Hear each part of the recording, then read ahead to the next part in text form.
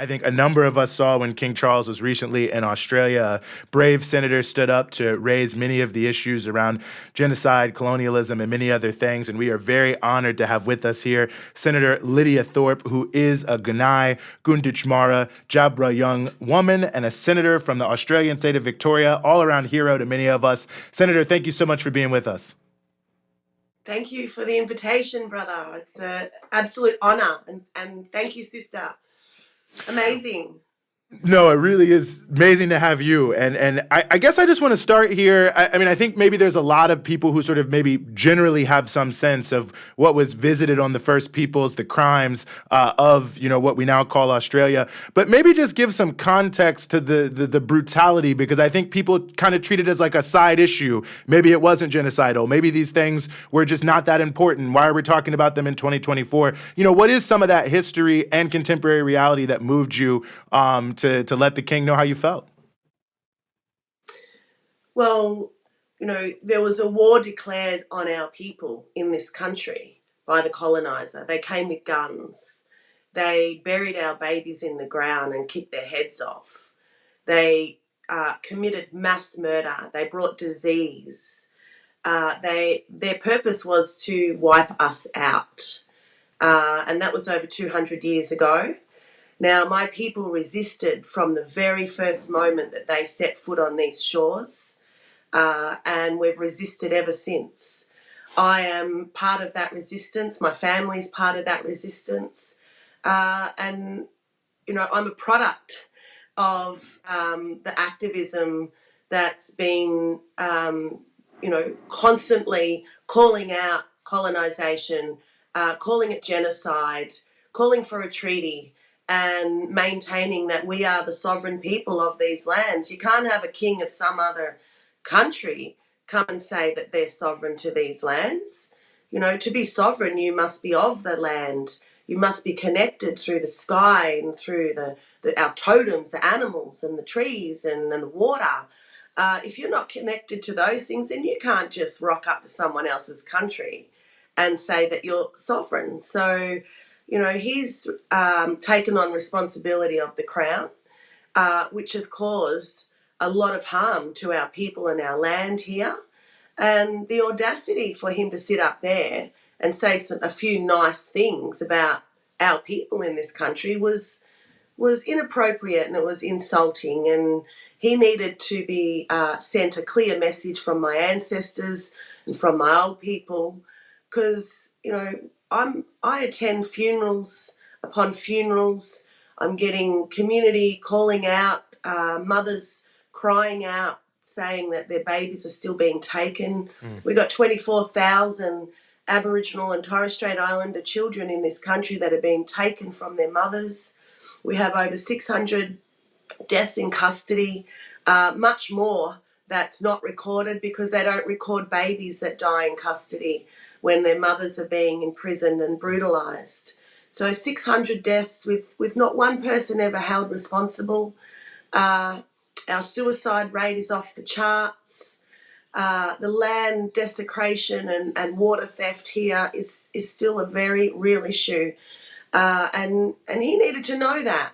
And my grandmother, my 90-year-old grandmother, is very proud of me.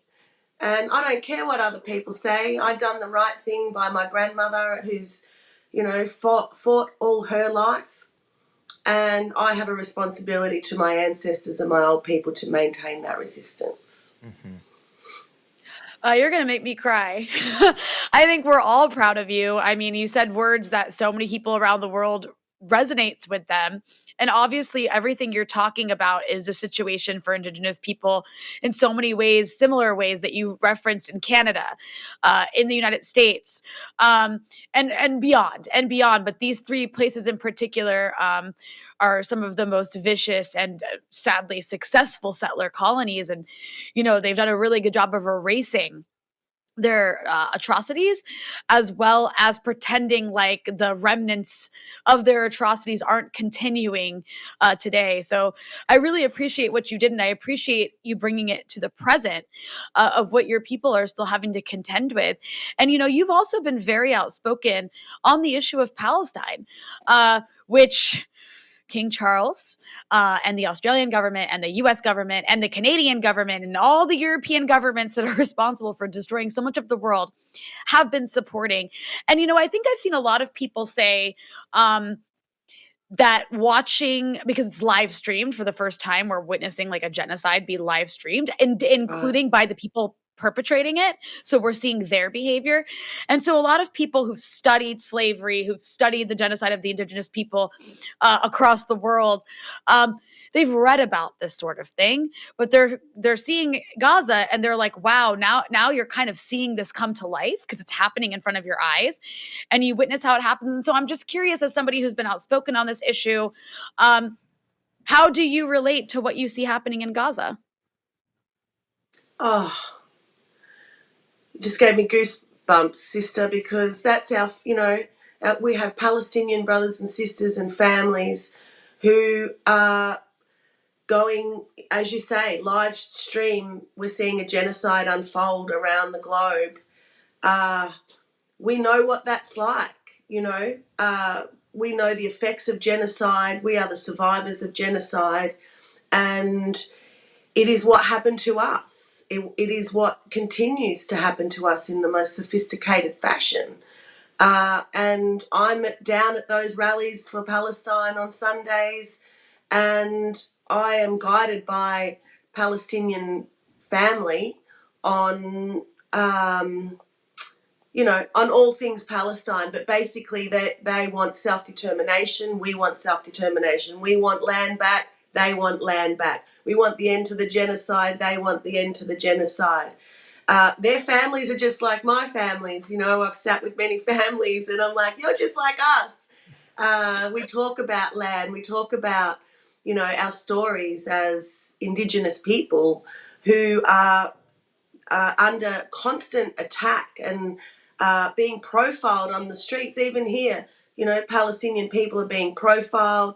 There seem to be troublemakers with all the rallies, yet the Nazis can come on in and others and disrupt and not held accountable. So there's one rule for one group of people still in this country and one rule for another.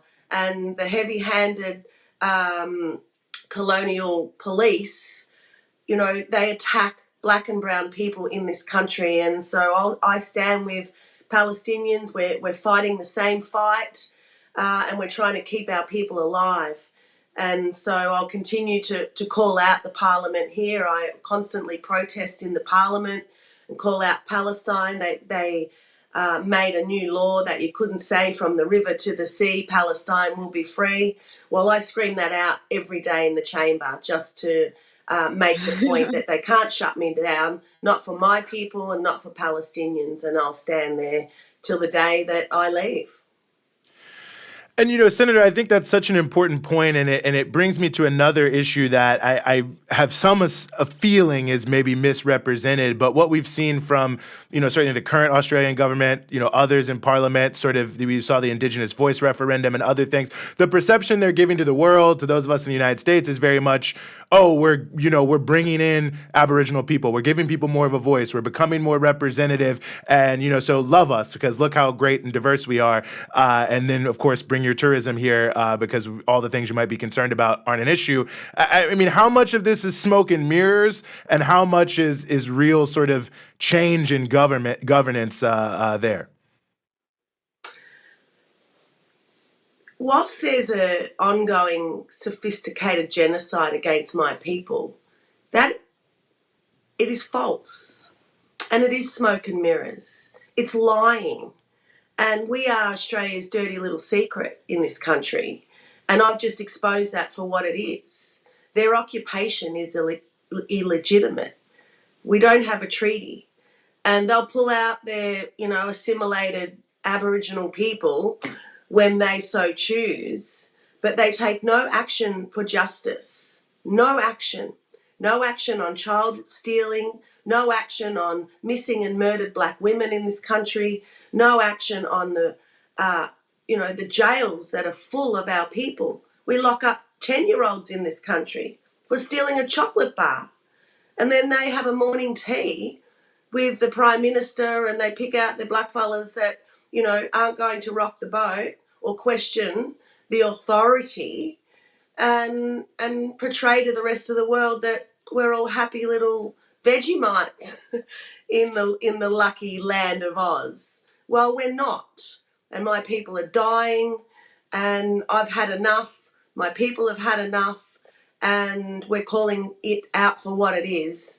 And Australia is guilty of crimes against humanity, of our people and other brown people in this country. Well, Senator, I have to say, you know, you've flown the flag for so many people around the world. I think Indigenous people and African descended people in particular, also the Arab world and everywhere that's suffering under this same history of this crown and lacking justice, but building movements to fight back. And we really just thank you. I know it's, I think, very early in the morning there. So I really appreciate you giving us some of your time and coming on to chat with us. Power to you all. We can win this fight when we are together. Thank That's you, right. brother. Thank you, sister. Right on.